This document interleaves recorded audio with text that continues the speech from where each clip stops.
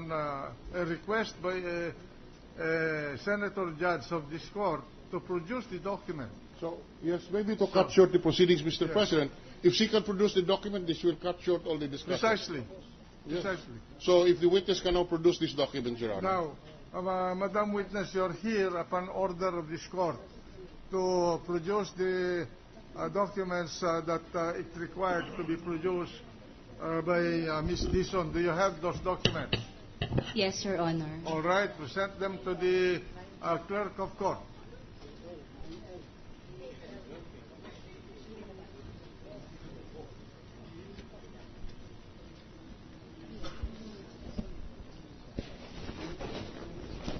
If Your Honor, please. Yes. I hope the court pardons us. May we know the concept of this examination question, Your Honor? No, Because no, no. I'm through with the proceedings. I'm sorry, Your Honor. Yeah, just a minute, counsel. If you remember, there was a,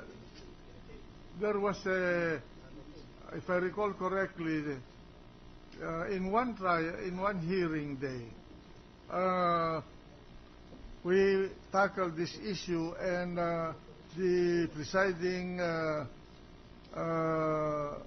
officer suggested that both counsel will go to the bank to examine the monthly statements for the years involved up to 2010.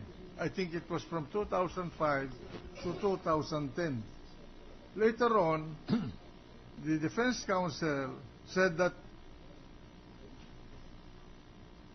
his client has these monthly bank statements, isn't it? Yes, Your Honor. And that's why. Then what happened next was you withdrew your the commitment to go to the bank, and I think did you offer to present the bank statements? No, Your Honor. What we did was to make a formal written notice of withdrawal, Your Honor, because that is exclusively within the privilege of the impeached public official, the Honorable Chief Justice, Your Honor. Now, what is there to compel us? And this is evidence in our favor. Why shall we be compelled to produce? We terminated our cross-examination. So, what is this proceedings now? Will this be redirect or No, precisely. This court, through this presiding officer, will not allow this witness to be a witness for the prosecution, because this witness is coming here simply to comply with an order of this court to produce the documents that you yourself possess for the information of the court. Yes, Your Honor. So if you are going to present this anyway in your evidence in chief, when your turn to present the evidence, I see no harm for these documents to be presented to the court in compliance with its order. So that is the position now, and I order the presentation of the documents to the court without being marked by the prosecution. Thank you, Your Honor. With that clarification. May I make a manifestation, please, Your Go ahead. Honor? We are not adopting the witness as correctly observed by the Honorable Presiding Officer, but we are requesting permission to mark the documents as our own in line. You mark them when they are presented by the defense as your own, if you want to mark them. Do not change the order of presentation. That the defense said that those are their evidence. May I be clarified? The defense will be surely presenting this when their turn comes. Do we have any legal obligation to let you know Mr. about Counsel. it? In line with the question of the Honor. Mr. Counsel, That is our you are fishing for evidence. Yes. No, Your Honor, because No. Wait a minute. You did not subpoena this evidence. that is correct, Your This Honor. court used its discretion to bring these documents here. That's correct, Your Honor. And the fact that you tried to adapt them for your own is a misrepresentation.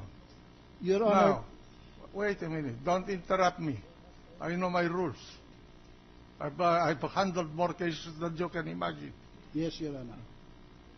And that is why I'm allowing the presentation of this document to this court for the uses of this court, since these documents will be presented by the defense at the proper time. Now, if you want to mark them as your exhibit at that time, then do it at that time.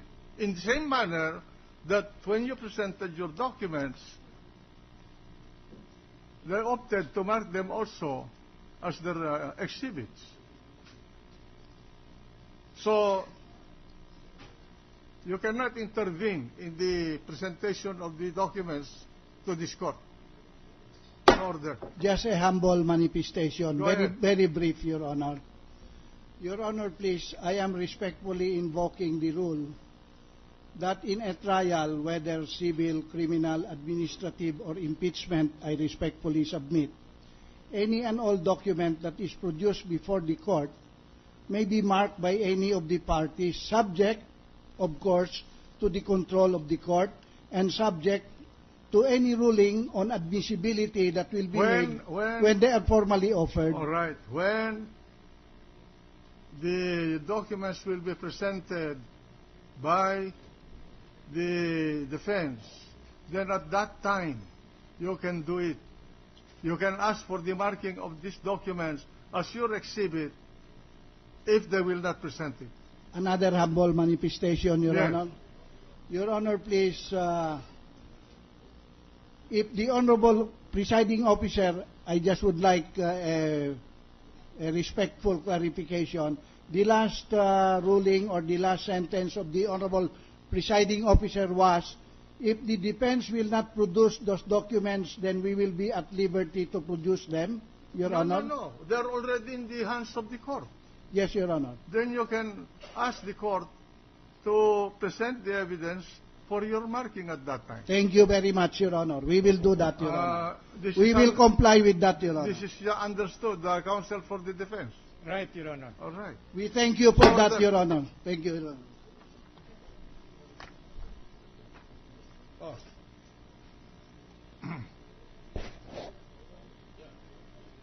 Mr. President, we may discharge the witness then Yeah. No. after the submission. Let the representative of the bank submit the records he was ordered to bring here. I already submitted the documents to the court. They've already Then submitted. issue a receipt. Tingnan mo. Issue a receipt for those documents. I'm sorry. May we ask permission, Your Honor, that a member of the defense panel go over the Yes. documents being... May we also... May we do the same, Your Honor? Both of you will examine the documents.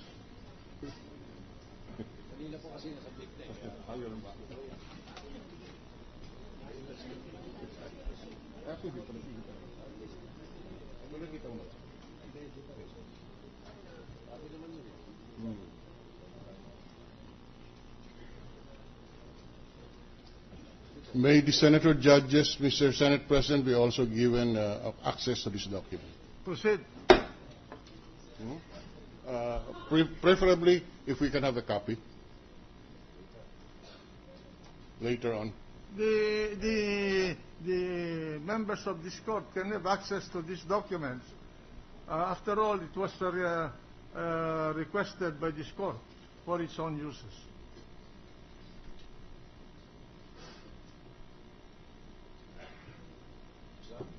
Tapos na? Can we have a copy of this right now, and may we request the clerk of court to give it to us? You can. May we be permitted, Your Honor, to make a short manifestation, Yes. Your Honor.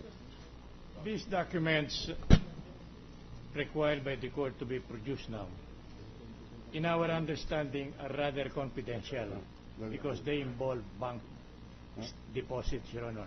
We will therefore request that they be placed in an envelope, sealed for that matter, so that not even the press may illegally use the same by way of showing them in the television shows and so on, Your Honor. That's a reasonable request.